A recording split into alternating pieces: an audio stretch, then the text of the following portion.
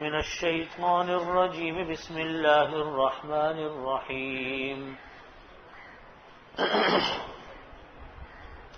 ولسليمان الريح غدوها شهر ورواحها شهر وأسلنا له عين القطر ومن الجن من يعمل بين يديه بإذن ربه ومن يزغ منهم عن أمرنا نزغه من عذاب السعير يعملون له ما يشاء من محاريب وتماثيل وجفان كالجواب وقدور الراسيات اعملوا آل داود شكرا فقليل من عبادي الشكور صدق الله مولانا العظيم وصدق رسوله النبي الكريم ونحن على ذلك من الشاهدين والشاكرين والحمد لله رب العالمين. بزرگان محترم، برادران عزیز، سورہ سبا کی یہ آیات ہیں اور آج جو آیت ہم پڑھ رہے ہیں وہ آیت نمبر 12 اور 13 ہم نے بھی تلاوت کی. پچھلی آیات میں یہ بتایا گیا تھا کہ اللہ رب العزت نے حضرت داؤد علیہ السلام کو جو فضیلتیں برکتیں عطا فرمائی وہ کیا تھی. آخری آیت جو ہم نے پڑھی تھی 2 درس پہلے پچھلے ہفتے میں ملک سے باہر چلا گیا تھا، اس لیے میں پورے ہفتے میں یہاں تھا نہیں، اس لیے میں ابھی پچھلی درس کی جو میں آیت تھی وہ آپ کے سامنے عرض کرتا ہوں. اللہ رب العزت نے فرمایا ان اعمل سابغات وقدر فی السرد، کہ آپ کشادہ زرہیں بنائیں اور اندازے سے بنائیں، اچھے طریقے سے بنائیں. وعملوا صالحا، اور یہاں اس آیت میں عرض یہ کیا تھا کہ زرہیں بنانے کا حکم اللہ رب العزت نے دیا کہ زرہیں بنائیں اور اچھے طریقے سے بنائیں. اللہ رب العزت کو خوبصورتی پسند ہے. اللہ تعالیٰ ہر چیز کو اچھے طریقے سے چیز کو اللہ تعالیٰ پسند فرماتے ہیں. دوسری بات کا حکم یہ ہے، دوسرا حکم اس سے یہ نکلتا ہے کہ اچھے طریقے سے بنانے کا مطلب ہے کہ ہر چیز کو پہلے سے اندازہ کر کے بنانا چاہیے، جس کو ہم کہتے ہیں کہ کاموں کی پہلے سے پلاننگ کرنی چاہیے کہ کام کیسے ہوگا، کتنے وقت میں ہوگا، کس طریقے سے ہوگا. اور تیسری جو آیت کا حصہ آ رہا ہے کہ وَاعْمَلُوا صَالِحًا، اس کا مطلب یہ ہے کہ سارا وقت کاموں میں نہیں لگانا چاہیے، بلکہ کچھ وقت ہر کام کے اندر اللہ تعالیٰ کے لیے وقت نکالنا چاہیے. دنیا کا کام بھی کرے، دین کا کام بھی کرے. اندازے بھی ہوں، جیسے ہمارے ہاں بعض لوگ ہوتے ہیں کہ جس کام میں لگ گئے بس ایسا لگ گیا کہ دوسری چیز کو بھول گئے. گھر میں لگ گئے تو کاموں کو بھول گئے، کاموں کو لگ گئے تو گھر کو بھول گئے، گھر اور کام میں لگے تو اللہ کو بھول گئے. انسان کا کمال یہ ہے کہ انسان اپنے گھر کو بھی وقت دے، اپنے کاموں کو بھی وقت دے، اور اللہ تعالیٰ کی عبادت کے لیے اپنا وقت اور حصہ ضرور اس کو مخصوص کرنا چاہیے. یہ آیت نمبر سورہ سبا کی آیت نمبر 11 کا خلاصہ تھا جو پچھلے درس میں ہم نے پڑھا تھا. آگے فرمایا کہ آیت نمبر 12 وَلِسُلَيْمَانَ الرِّيحَ غُدُوُّهَا شَهْرٌ وَرَوَاحُهَا شَهْرٌ. سلیمان علیہ السلام کے بارے میں فرمایا کہ اللہ تعالیٰ نے سلیمان علیہ السلام کو یہ معجزہ عطا کیا تھا. معجزہ کہہ لیں یا یہ ان کو ہاتھ میں اللہ تعالیٰ نے قدرت رکھی تھی کہ ہوائیں ان کو لے کے چلتی تھی سلیمان علیہ السلام کو. اور آپ نے پڑھا کہ جنات اور ہوائیں اللہ تعالیٰ نے سلیمان علیہ السلام کے تابع بنا رکھی تھی. تو سلیمان علیہ السلام کے ماتحت اللہ تعالیٰ نے ہواؤں کو تابع کر دیا تھا. ہواؤں کو تابع کرنے کا مطلب یہ ہے کہ صبح کو جو ہوا لے کر روانہ ہوتی وہ دوپہر تک اتنی مسافت تک لے جاتی تھی جتنی مسافت 1 مہینے کی ہوتی. جیسے لوگ اونٹوں اور گھوڑوں پر جب سفر کرتے تھے ایک مہینے کی مسافت جتنی دن میں دیر میں طے ہوتی، اتنی صبح سے دوپہر تک ہوائیں ان کو لے کے چلی جاتی تھی، اور دوپہر کے بعد جو سفر کرتے کھانا وغیرہ کھانے کے بعد، شام تک ہوائیں اتنا ہی سفر اور کر لیتی۔ چنانچہ لکھا ہے کہ بیت المقدس سے روانہ ہوتے تو اس سفر تک دوپہر کو پہنچتے، اس سفر سے کابل افغانستان تک دوپہر کو شام تک پہنچ جاتے، جبکہ یہ مسافت لوگوں کی 2 مہینے کے سفر کی مسافت جو حضرت سلیمان علیہ السلام کی اللہ تعالیٰ ہواؤں کے ذریعے پوری کرتے تھے۔ یہ انعام اللہ تعالیٰ نے حضرت سلیمان علیہ السلام کو اس لیے دیا کہ ہوائیں حضرت سلیمان علیہ السلام کے تابع کر دی۔ تاریخ میں لکھا ہے، روایات میں آتا ہے کہ ایک مرتبہ سلیمان علیہ السلام اپنی گھوڑوں کا معائنہ کر رہے تھے، اپنے ذاتی گھوڑے تھے،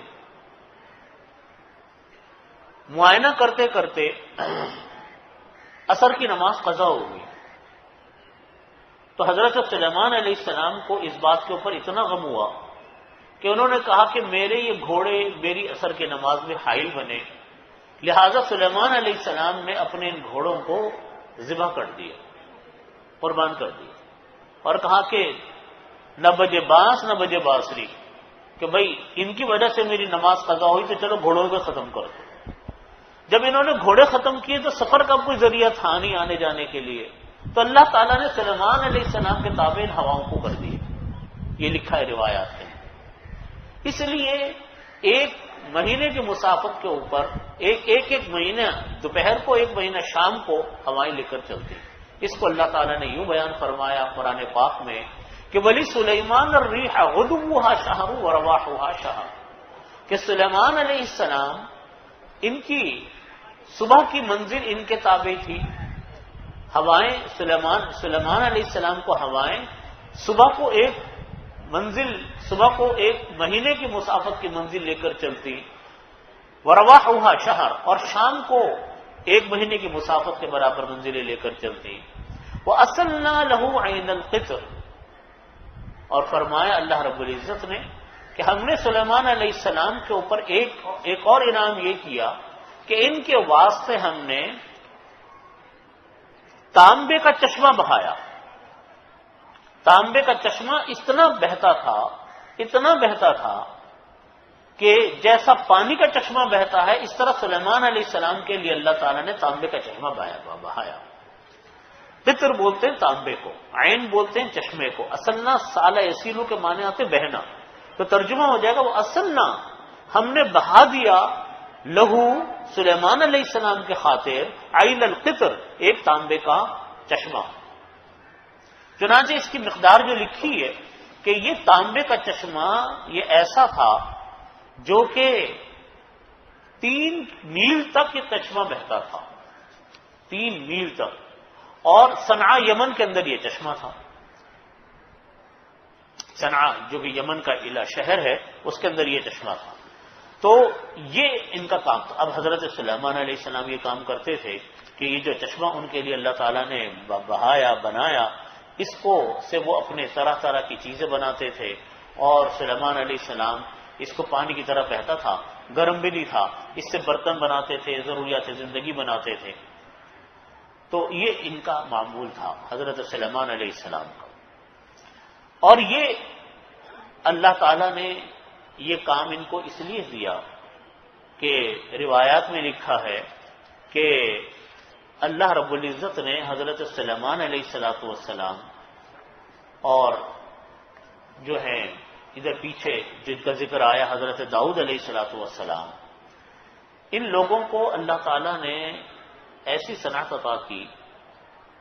یہ صنعت اس لیے عطا کی حضرت داؤد علیہ السلام کو کہ لوہا ان کے لیے نرم کر دیا، موم بنا دیا، کہ ایک مرتبہ داؤد علیہ السلام گشت کرتے تھے رات کے وقت میں، اور جب وہ گشت پر تھے تو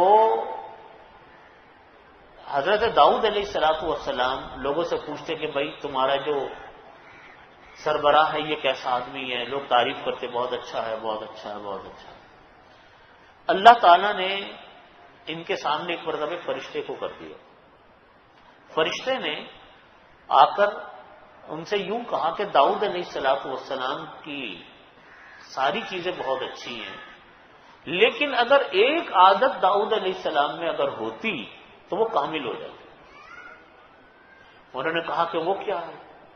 انہوں نے کہا کہ وہ یہ ہے کہ وہ اپنے گھر کے خرچوں کے پیسے بیت المال سے لیتے۔ اگر وہ خود کام کرتے، بیت المال سے چیزیں نہ لیتے تو یہ زیادہ اچھا تھا۔ انہوں نے آ کر حضرت داؤد علیہ السلام نے آ کر اللہ تعالی سے دعا کی کہ یا اللہ آپ مجھ کو کوئی ایسا کام سکھا دیں کہ میں اپنے ہاتھ کی محنت کی مزدوری سے کما سکوں اور اپنے گھر بار کا خرچہ، اہل و عیال کا خرچہ میں خود پورا کر سکوں۔ تو اللہ تعالیٰ نے ان کو زرہ سازی کی صنعت سکھا دی داؤد علیہ السلام کو۔ تو یہ زرہیں بناتے تھے اور زرہیں بنانے کے بعد اس کو وہ فروخت کرتے تھے، جو آمدنی ہوتی اس سے اپنے گھر کا خرچہ چلاتے تھے۔ اسی طریقے سے حضرت سلیمان علیہ السلام کے لیے اللہ تعالیٰ نے چشمہ بنا دیا، بہا دیا تانبے کا۔ یہ بھی یہی کام کرتے تھے کہ اس سے اپنی ضرورت کی چیزیں بناتے تھے سلیمان علیہ السلام اور اس کو فروخت کرتے تھے۔ تو یہ دو، تو پہلا ان کے اوپر اللہ نے کرم یہ کیا کہ ہوائیں ان کے تابع کی، دوسرا یہ کیا کہ تانبے کا چشمہ ان کے لیے بہا دیا، تیسرا کام یہ کیا کہ وَمِنَ الْجِنِّ مَن يَعْمَلُ بَيْنَ يَدَيْهِ بِإِذْنِ رَبِّهِ، جنات ان کے سامنے کام کرتے تھے، ان کے حکم سے کام کرتے تھے۔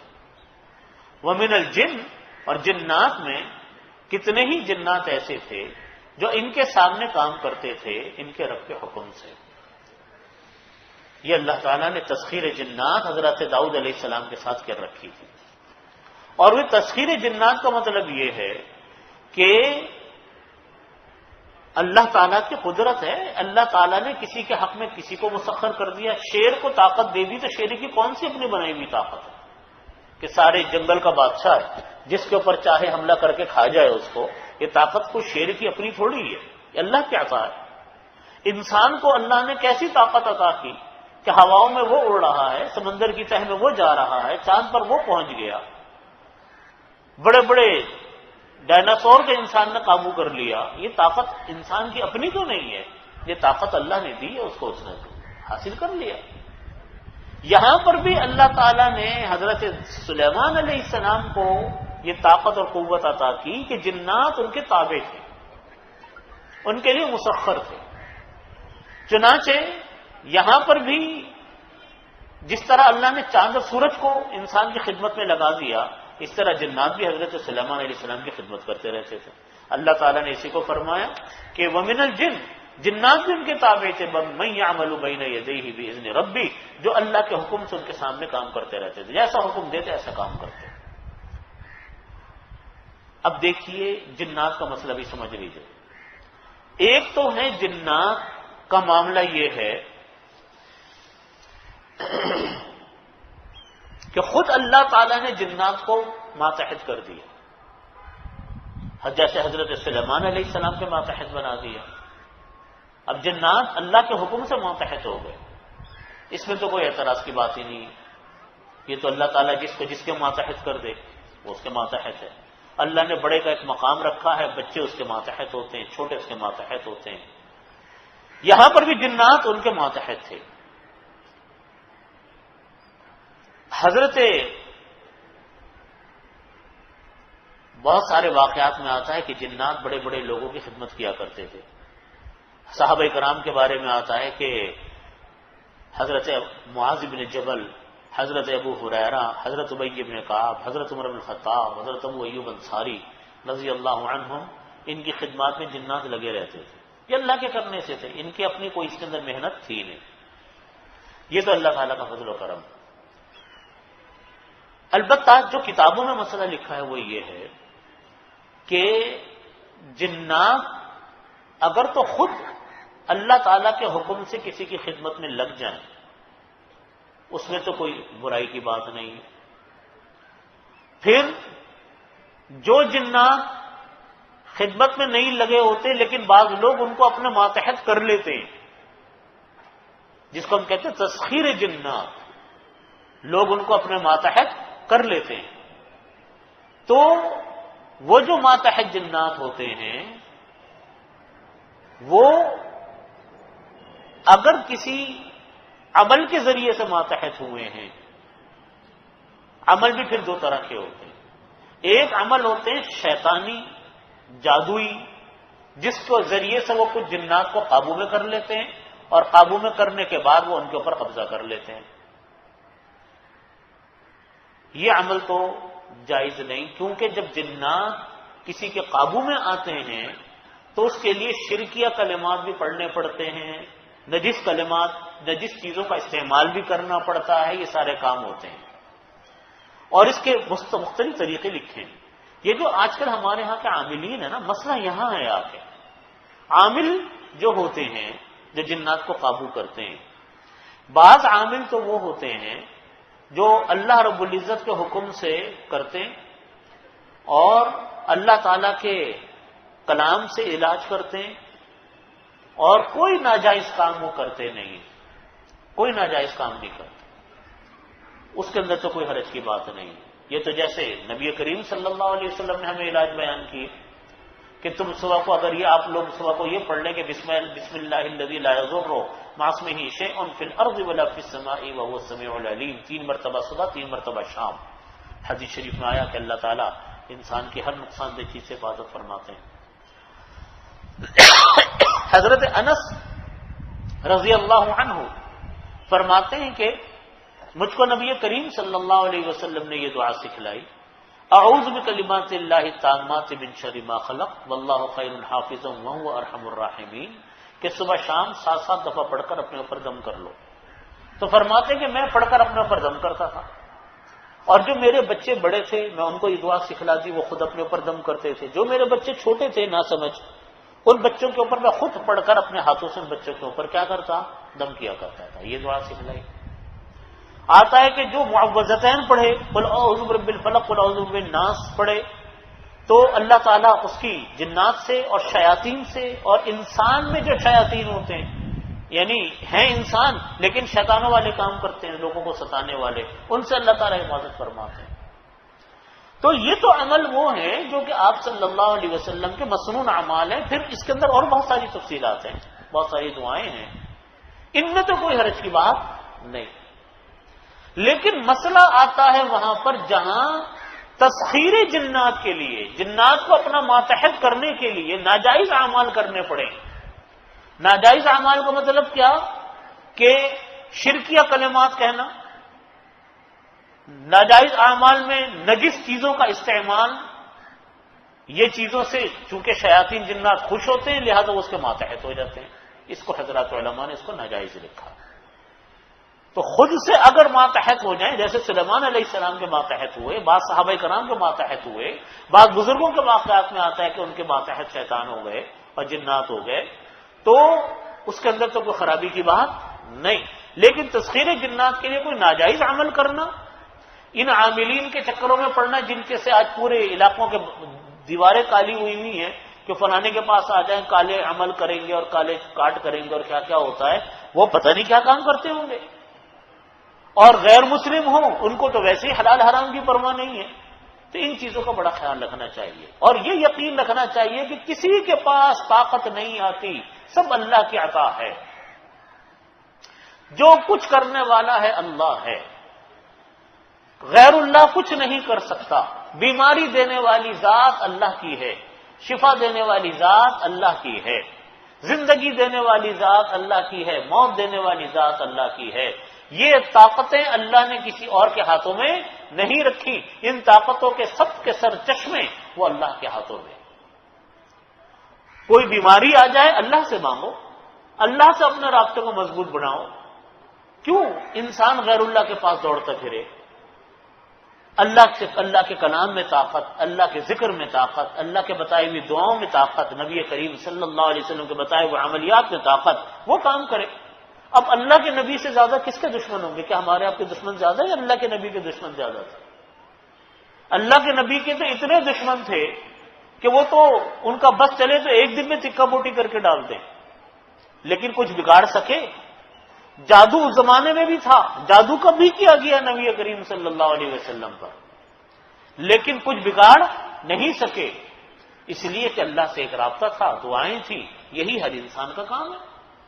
تو کیوں انسان جائے؟ تو بات چل رہی تھی یہاں پر کہ جنات جو ہیں وہ ہیں جو کہ اپنے رب کے ساتھ، اپنے رب کے حکم سے حضرت سلیمان علیہ السلام کے سامنے کام کر رہے تھے۔ یعملون لہ ما یشاء، وہ ان کے واسطے وہ سب کچھ بناتے جو حضرت سلیمان علیہ السلام چاہتے، من محاریب، بڑی بڑی محرابیں بناتے۔ محراب کا مطلب ہوتا ہے بیٹھنے کا خاص کمرہ۔ ہماری مسجد کے محراب کو بھی محراب اس لیے کہتے ہیں کہ یہ امام کا خاص کمرہ ہوتا ہے، امام کے کھڑے ہونے کی جگہ یہ محراب ہی ہے، اس میں کوئی مقتدی نہیں کھڑے ہوں گے، اس میں مؤذن کھڑا نہیں ہوگا، یہ صرف امام کی جگہ ہے، امام کھڑا ہوگا۔ تو محراب کے معنی آتے ہیں کسی کی خاص جگہ۔ پہلے سربراہان حکومت کے بیٹھنے کے لیے کمرے ہوتے تھے، محراب کہلائی جاتی تھی، پھر مسجدوں کے اندر محرابیں بنی، یہ اماموں کے بیٹھنے کے لیے جگہ بنی۔ تو یہ جو جنات تھے یہ حضرت سلیمان علیہ السلام کے لیے محرابیں بناتے، وہ تماثیل، تصویریں بناتے۔ تصویریں بھی دو طرح کی، ایک جانداروں کی تصویریں، ایک بے جانوں کی تصویریں۔ پھر بے جان کے اندر بھی وہ چیزیں جو کہ نباتات ہیں یا جمادات ہیں، جن کے اندر جو بڑھنے کی صلاحیت نہیں رکھتی، جیسے پتھر ہے، مٹی ہے، یہ بڑھنے کی صلاحیت نہیں رکھتی، ان کی تصویریں بناتے تھے۔ پھر نباتات کی تصویریں بناتے تھے، درخت ہیں، پودے ہیں، ان کی بناتے تھے۔ وجفان کل جواب، بڑے بڑے پتھر کے حوض بناتے تھے، یعنی بڑے بڑے پتھروں کے مشکیزیں بناتے تھے۔ اصل میں جفان بولتے ہیں، جیسے بڑے بڑے ٹب ہوتے ہیں نا، پتھروں کے بڑے بڑے ٹب ہوتے ہیں، یہ جواب کے معنی ہوتے ہیں، جابیت ان کی جمع ہے، یعنی اتنے بڑے بڑے جیسے پتھروں کے ہوتے جو ہلائے نہ ہلیں۔ تو اس کو فرمایا کہ ان کے لیے وہ اتنے بڑے بڑے تالاب بناتے، کل جواب، جیسا کہ بڑی بڑی دیگیں ہوتی ہیں جو اپنی جگہ سے حرکت نہ کر سکیں۔ وہ قدوری راسیات، اور تو کتنی چیزیں ہو گئیں کہ محاریب ہو گیا، یعنی محرابیں، بڑے بڑے کمرے بناتے تھے، تماثیل بناتے تھے، وجفان، بڑے بڑے تالاب بناتے تھے۔ یہ ان جنات کے کام تھے کہ جو ان کے لیے بڑے بڑے یہ چیزیں بناتے تھے۔ اور تیسرا کام یہ کرتے تھے کہ بڑی بڑی ہڈیاں بناتے تھے، بڑے بڑے ٹب بنا دیے، اور یہ ٹب جو ہیں یہ حوض نما ہوتے تھے، اور بڑی بڑی ہڈیاں، چولہے، دیگیں بناتے تھے جو اپنی جگہ سے ہلائی نہیں ہلتی تھی۔ یہ سارے کام یہ جنات کیا کرتے تھے۔ اللہ تعالیٰ فرماتے ہیں کہ دیکھو ہم نے اتنی نعمتیں عطا کی کہ جنات دیے جو اندھا دھن انتھک محنت کے ساتھ کام کر رہے ہیں۔ آپ کے لیے ہم نے تانبے کے چشمے بہا دیے، وہ تانبے کے چشمے سے جو دل چاہے آپ بنائیں، تجارت کریں، بیچیں، اس سے کمائیں، جو بھی کریں۔ اور ہواؤں کو آپ کے تابع کر دیا کہ جنات ہوائیں آپ کو لے کر چل رہی ہیں۔ اللہ تعالیٰ فرماتے ہیں کہ ہم نے یہ بادشاہت عطا کی۔ آپ کو یاد ہوگا میں نے حضرت سلیمان علیہ السلام پر بڑی تفصیل سے پہلے کافی عرصے پہلے تفصیل عرض کی تھی کہ سلیمان علیہ السلام کو اللہ تعالیٰ نے جہاں نبوت عطا کی وہاں مالداری بھی بے تحاشا عطا کی۔ اللہ کی شان ہے، کوئی نبی مالدار، کوئی نبی مالدار نہیں، لیکن بہت مال و دولت دی۔ حضرت سلیمان علیہ السلام کو جو تخت شاہی لے کے چلتا تھا، معلوم ہے اس کو کتنی کرسیاں تھیں؟ آج اتنا بڑا ہوائی جہاز بھی کوئی ایجاد نہیں ہو سکا۔ دنیا کہاں سے کہاں پہنچ گئی ترقی کرتے ہوئے، 6000 کرسیاں تھیں اس میں، جو تخت شاہی لے کر حضرت سلیمان علیہ السلام کو ہواؤں کے دوش پہ چلتا تھا۔ آج بڑے سے بڑا ہوائی جہاز جو ڈبل منزلہ، ڈبل ٹیکر ہوائی جہاز چل رہے ہیں، ان کے اندر بھی سیٹیں 1000 سے زیادہ نہیں ہوتی، لیکن یہ تخت شاہی 6000 کرسیوں پر مشتمل، اور یہ عالم ہوتا تھا کہ چھت تو ہوتی نہیں تھی، تخت تھا، تو تمام پرندے، بڑے بڑے پرندے، وہ اپنے پروں سے اس طرح سایہ کرتے تھے کہ کوئی دھوپ نہ پڑے ان کرسیوں کے اوپر۔ یوں تخت شاہی حضرت سلیمان علیہ السلام کا تخت سلیمانی یہ یوں چلتا تھا۔ اللہ کی قدرت دیکھو، اللہ نے ان کے تابع کیا سلیمان علیہ السلام کے اس زمانے میں، اور مال و دولت اتنا کہ ملکہ سبا، آگے واقعہ آئے گا ان کا، کہ ملکہ سبا کے پاس جب پہنچے سلیمان علیہ السلام نے بھی اپنی دولت کو ان کو مظاہرہ کیا، تو دیکھ کے دنگ رہ گئی کہ یہ کتنی دولت اللہ نے سلیمان علیہ السلام کو عطا کی۔ یہاں تو چند چیزوں کا ذکر ہے، لیکن اتنی مال دولت ہو، بادشاہت نہ ہو، بادشاہت و دولت نہ ہو تو معاملہ ادھورا رہتا۔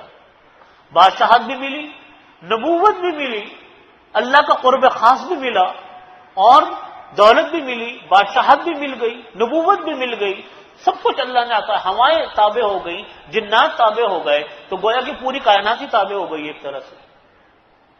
اس پر اللہ تعالیٰ نے حضرت سلیمان علیہ السلام کو فرمایا کہ اعملوا آل داؤد شکرا، اے داؤد آپ اللہ کا شکر کرو، اے داؤد اللہ کی نعمتوں پر کیا کرو؟ شکر ادا کرو۔ شکر دو طریقوں سے ہوتا ہے، ایک شکر ہوتا ہے زبان سے شکر کر کے اللہم لک الحمد ولک الشکر، اللہم لک الحمد ولک الشکر، یا اللہ آپ کا شکر ہے، الحمدللہ الحمدللہ الحمدللہ رب العالمین، یہ سب اللہ کا شکر ہے۔ دوسرا شکر ہے عمل سے۔ عمل سے شکر یہ ہے کہ اللہ تعالیٰ کی حکموں کی پابندی کی جائے، یا اللہ آپ نے مجھ کو اتنی نعمتیں عطا کی، میں آپ کا شکر ادا کرتا ہوں اس بات کے اوپر کہ آپ نے مجھ کے اوپر بے تحاشا نعمتیں نازل کی، اس پر میری طرف سے اللہ آپ کا شکر ہے۔ اور شکر کس طریقے سے ہے؟ عمل سے بھی ہے کہ اللہ کے کسی حکم کی خلاف ورزی نہ ہو۔ چنانچہ جب یہ آیات نازل ہوئی تو حضرت داؤد علیہ السلام نے اپنے گھر والوں کے اوپر یہ پابندی عائد کی، اور ان سے یہ کہا کہ دیکھو اللہ تعالیٰ نے فرمایا کہ تم شکر ادا کیا کرو، تو اب شکر ادا کرو، اور گھر والوں سے کہا کہ کوئی وقت گھر کا اس طریقے سے خالی نہ ہو کہ گھر کا کوئی آدمی اللہ کی عبادت میں لگا ہوا نہ ہو۔ تمام گھر والوں کی ڈیوٹی لگا دی، وہ اتنے بجے سے اتنے بجے تک عبادت کیا کرے گا، وہ اتنے بجے سے اتنے بجے تک عبادت میں لگا رہے گا، تاکہ دن کا کوئی حصہ ایسا نہ جائے جو اللہ کے ذکر سے اور اللہ کی عبادت سے خالی ہے۔ چنانچہ حدیث شریف میں، بخاری اور مسلم شریف کی روایت میں حدیث میں ہے کہ رسول اللہ صلی اللہ علیہ وسلم نے فرمایا کہ نمازوں میں اللہ کے نزدیک محبوب تر نماز داؤد علیہ السلام کی نماز ہے۔ اللہ کے نزدیک نمازوں میں محبوب تر نماز کس کی ہے؟ داؤد علیہ السلام کی نماز ہے۔ وہ نصف رات میں سوتے تھے، پھر ایک رات تہائی رات کھڑے ہو کر عبادت کرتے تھے، پھر آخری حصے میں پھر سوتے تھے۔ اور فرمایا کہ سب سے زیادہ محبوب تر اللہ کے نزدیک روزے صیام داؤد ہیں علیہ السلام۔ صیام داؤدی بولتے ہیں کہ ایک دن روزہ رکھتے، ایک دن نہیں رکھتے، یہ صیام داؤدی، صوم داؤدی۔ یہ نبی کریم صلی اللہ علیہ وسلم کے سامنے جب یہ آیت نازل ہوئی اعملوا آل داؤد شکرا، تو حضرت نبی کریم صلی اللہ علیہ وسلم منبر پر تشریف لائے اور اس آیت کو تلاوت کیا، اور پھر ارشاد فرمایا کہ 3 کام ایسے ہیں جو شخص ان کو پورا کر لے تو جو فضیلت آل داؤد کو عطا کی گئی تھی وہ اس کو بھی مل جائے گی۔ 3 کام ایسے ہیں کہ جو فضیلت اللہ نے کس کو عطا کی؟ آل داؤد کو عطا کی، داؤد علیہ السلام کو نہیں، پورے گھرانے کو جو فضیلت عطا کی وہ اس کو بھی مل جائے گی۔ صحابہ اکرام نے عرض کیا کہ یا رسول اللہ وہ 3 کام کیا ہیں؟ آپ نے فرمایا، اور اللہ سے دعا کریں اللہ تعالیٰ مجھ کو، آپ کو، ہم سب کو عمل کی توفیق عطا فرمائے۔ فرمایا کہ آپ نے فرمایا کہ 3 کام وہ یہ ہیں کہ رضا اور غضب، خوشی میں اور غصے میں، دونوں حالتوں میں انصاف پہ قائم رہنا، دونوں حالتوں میں انصاف پہ قائم رہنا۔ رضا کی حالت میں بھی اور خوشی کی حالت میں بھی نہیں، رضا کی حالت میں بھی اور غضب کی حالت میں بھی، غصے کی حالت میں بھی اور رضا کی حالت میں، خوشی کی حالت میں بھی انصاف پہ قائم رہنا۔ غصہ آ گیا تو اتنا آ گیا کہ کنٹرول سے باہر ہو گئے، جو کام نہیں کرنے چاہیے تو وہ بھی سب کر ڈالے۔ خوش ہو گئے تو اتنے خوش ہو گئے کہ جو کام معاف نہیں کرنے تھے وہ بھی معاف کر ڈالے۔ یہ طریقہ نہیں۔ تو رضا اور غضب دونوں حالتوں میں انصاف پہ قائم رہنا۔ دوسری چیز غنا اور فقر، مالداری اور فقر و فاقے میں دونوں حالتوں میں اعتدال اور میانہ روی اختیار کرنا کتنا مشکل کام ہے۔ ہمارے ہاں ذرا سے پیسے کسی کے پاس آ جائیں تو وہ آپے سے باہر ہوتے ہیں، وہ آپے سے باہر ہوتے ہیں کہ ان کا بس نہیں چلتا کہ پورے خاندان میں، پورے محلے میں سب سے نمبر 1 نظر آئے۔ ہر چیز میں اس بات کی کوشش کہ میرا نمبر سب سے اوپر ہو، میں سب سے اچھا ہوں، میرا اٹھنا، میرا بیٹھنا، میرا چلنا، میرا پہننا، میرا اوڑھنا، میری گاڑی، میری سواری، میرا گھر، وہ سب سے ممتاز ہونا چاہیے، کوئی قریب نہ آئے۔ اللہ، یہ عادت بہت بری عادت ہے، یہ آسان بات نہیں ہے۔ اس لیے فرمایا کہ اعتدال میں یعنی 2 حالتیں ہیں، غنا میں بھی اور فقر و فاقے میں بھی۔ کس پر قائم رہنا؟ میانہ روی اختیار کرنا۔ خفیہ اور علانیہ، تیسری چیز یعنی ظاہری اور پوشیدہ، دونوں حالتوں میں اللہ سے ڈرنا۔ اصل ڈر تو وہی ہے جو انسان، تنہائیوں کا ڈر، تنہائیوں کا گناہ، سب سے بڑے گناہ یہ ہوتے ہیں۔ دوسروں کے سامنے تو ایک انسان پھر بھی سنبھلا رہتا ہے، لیکن تنہائیوں کا گناہ، علیحدگی میں گناہ، یہ سب سے آسان ہے۔ وہاں انسان اگر رکتا ہے تو کس کے ڈر سے رکتا ہے؟ اللہ کے ڈر سے، اور کوئی روکنے والا نہیں۔ روزہ ہے، توڑ سکتا ہے، کمرے میں لیٹا ہے، پیاس لگ رہی ہے، کوئی دیکھنے والا نہیں ہے، کس کے ڈر سے رک گیا؟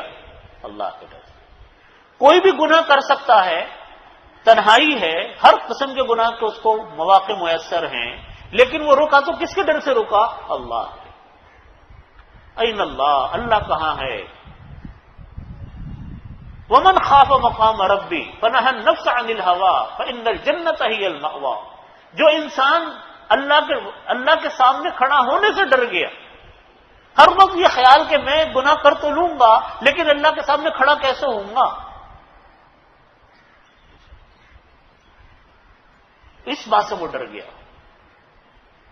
جب اس بات سے وہ ڈر گیا تو فرماتے اللہ تعالیٰ وَنَهَى النَّفْسَ عَنِ الْهَوَىٰ، اپنے آپ کو اس نے خواہشات سے روک لیا، اپنی مرضی کے اوپر چلنے سے روک لیا، فَإِنَّ الْجَنَّةَ هِيَ الْمَأْوَىٰ، جنت اس انسان کا ٹھکانہ ہے۔ تو 3 چیزیں بیان کی کہ جو انسان یہ 3 کام کر لے، اللہ تعالیٰ اس انسان کو وہ فضیلت عطا فرمائیں گے جو فضیلت اللہ نے آل داؤد کو عطا کی تھی۔ وہ 3 کام کون سے؟ نبی کریم صلی اللہ علیہ وسلم نے فرمائے کہ رضا اور غضب دونوں حالتوں میں انصاف پہ قائم رہنا، مالداری اور فقر و فاقہ دونوں حالتوں میں اعتدال اور میانہ روی اختیار کرنا، نمبر 3 خفیہ اور علانیہ، پوشیدہ اور ظاہری دونوں حالتوں میں اللہ سے ڈرنا۔ فرمایا کہ 3 کام کوئی انسان کرے گا تینوں حالتوں میں، اس کو وہی فضیلت اللہ عطا کریں گے جو کہ کس کو عطا کی؟ آل داؤد کو عطا کی۔ وَقَلِيلٌ مِّنْ عِبَادِيَ الشَّكُورُ، فرمایا اللہ رب العزت نے کہ اے اہل داؤد تم اللہ کا شکر ادا کرو، اور میرے بندوں میں بہت ہی کم بندے شکر گزار ہوتے ہیں۔ زبان سے تو کہہ دیا شکر ہے، لیکن عمل سے کوئی ظاہر نہیں ہوتا، عمل سے کوئی ظاہر نہیں ہوتا۔ تو خوش ہوا، اس نے واقعی اللہ کی نعمت کو اور منعم کو پہچان لیا کہ ہاں یہ حقیقت میں یہ دینے والا ہے۔ جب اس نے منعم کو پہچان لیا تو اب دونوں طریقوں سے شکر ادا کرنا ہے، زبان سے بھی اور عمل سے بھی۔ ہمارے یہاں لوگ زبان سے تو کہتے ہیں لیکن اللہ کی مانتے نہیں ہیں، نمازوں کے وقت میں ڈنڈی مار گئے، نمازیں نہیں پڑھی، جھوٹ بولنے کا موقع ہوا تو جھوٹ بول دیا، دھوکے کا موقع ہوا تو دھوکہ دے دیا، تو اس نے اللہ کا حکم مانا کہاں؟ جب عمل سے بھی شکر ادا کرنا ہے اور زبان سے بھی کرنا ہے، جس کو اللہ تعالیٰ فرماتے ہیں کہ میرے بندوں میں بہت کم بندے شکر گزار ہوتے ہیں، تو اصل شکر تو انسان کا اعمال سے ہے۔ اسی پر اپنی بات ختم کرتے ہیں، باقی انشاءاللہ ان ہفتے دیکھیں گے۔